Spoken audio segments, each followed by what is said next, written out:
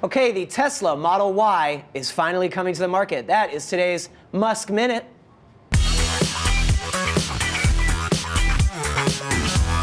Tesla will unveil the Model Y later today. Production is slated to begin in 2020. This is a highly anticipated Tesla event for all the Musk fanboys. Its design is largely based on the Model 3, the company's most affordable car, but Elon Musk has said that the Y will be 10% bigger and 10% more expensive. So it's interesting. By the way, people call the Model Y an SUV. To me, that is not an SUV. It's a crossover. An SUV, I think of a Jeep. And I don't think that Tesla has used the term SUV for it.